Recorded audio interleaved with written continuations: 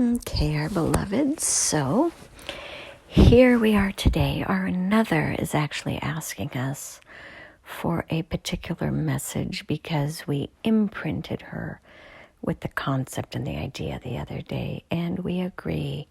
We think that it is timely. So here is where we wish to be today, and we call all of you in. But for those who can't even join us in this, just know that we are all collectively holding the space for you all as you get pulled through the last of the eye of the needle. Now, we wish to be honest and honorable here and say there are many eyes of the needle. So when you complete one, there will be another. We don't want you to think, oh, we're done and then it's going to be easy peasy, because it's not. This is... we're going to call it an adaptation process.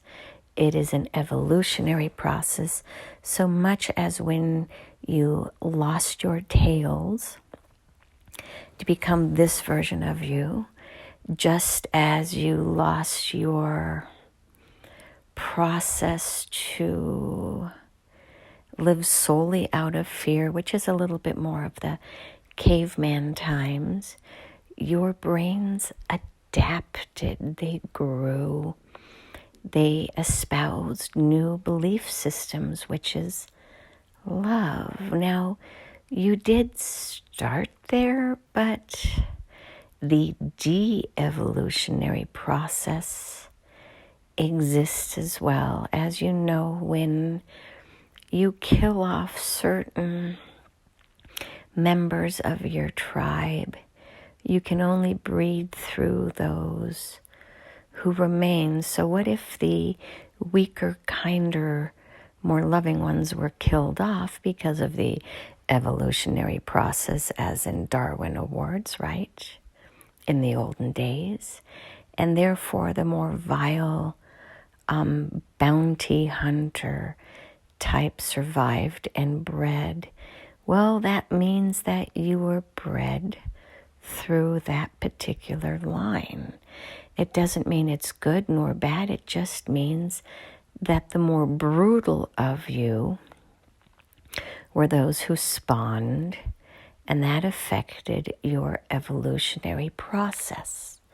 But we are now in a new space where those who are kinder, gentler, more loving, more adaptation-oriented, meaning those who wish to evolve into the most highly ordained of you are going to be the more desirable, and those will be the ones who spawn in the coming months and years.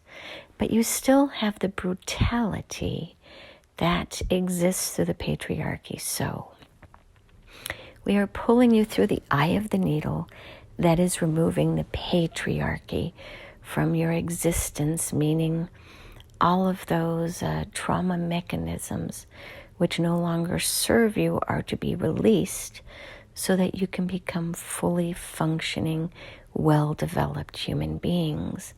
But this also means that you will have more processes where you need to learn these mechanisms, these belief systems. But first we must rip off everything that no longer serves you. And that is what the pandemic, that some call a non-pandemic, is teaching you. But whatever this is, whatever name you wish to give it, is where you are being pulled through the eye of the patriarchy removing needle. You will see how when you get to the other side of 2021, or really into 2022, the year, you will see how you move into a different flow. Now, it does not mean that the past patterns within which you exist and reside will magically go away, because just like when you have cancer and the cancer finally dies, your body must still recover and heal and remove those toxins. So it is still a process. But you will just need to simply trust that this evolutionary process is begun and ended on that day, 2021, 21. 3, 3, 3. It is a 9, which is a completion of the spiritual lesson. And when you go to the 10, it is a 1, which is a renewal.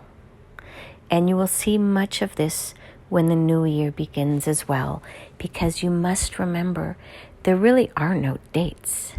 They don't exist. It is an energetic imprint within which you find yourselves.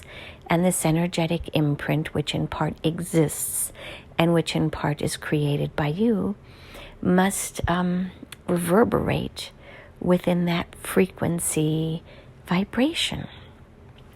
And it helps to move you along into this new space.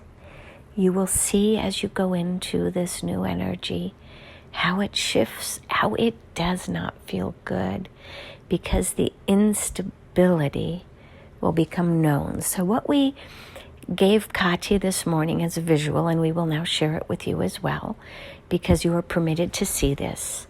What if you lived in a dictatorship and your dictator was stabbed in the heart on 12/21/21 and died? And this individual ruled everything in your kingdom. You would see utter chaos, because there is no other structure within which you can operate. And you will see how this disintegration, destruction, and disillumination makes you all feel.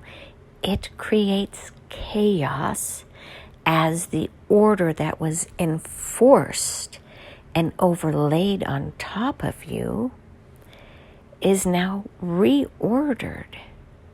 And it will be scary, as new fiefdoms will attempt to be created and to supplant your power, to manage your own worlds, your own lives. And it will be scary as snot in certain sections of the world. But you simply need to hold this vibration of love, much as those who were in Jewish concentration camps had to hold that vibration of trust that something better awaited them. You have truly no idea how enslaved you have been, because this was your normal. But as you begin to shift out of this way of thinking, of living, of being and seeing, you will see that there has always been so much more out there awaiting you for when the timing was right. It will not be an easy journey, and we really try to minimize the negativity that comes through, because it does create a fear-based vibration, which is what we are trying to avoid and replace. But we do want to give you all some realistic expectations of what the future does hold for you as you become a new species, a species that was dominated and now gets to create your own belief systems. And it is not easy when you have been told what to believe and how to live for so long. From your parents to your community, to your culture, to your church, to your city, to your state, to your country, to your governing bodies. Everybody has told you who you are to be. And now you get to decide for yourselves who you want to be. Do you still want the patriarchy with its control and protective mechanisms for those at the top? Or do you wish to build something better where you all just evaluate one another at an individualistic level, where you regain the control of who is worthy and who is not, who is lovely and who is not, who is pretty, who is not, and why, and what you value? You now get to recreate yourselves, and we want you to say start with love, because when your kingdom falls down, when the walls fall down, and when all that you have ever known to be true is shown to be false, what do you begin to believe in?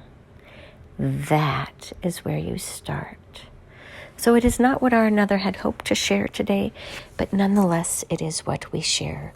We will answer her request within a couple days, but you are not ready yet for that shamanic journey to recall those fragmented parts of yourselves, to call the rest of you home, because you must wait until the patriarchy is officially dead before you call those hidden and enslaved and entombed parts of you back to yourselves. And so it is. Namaste.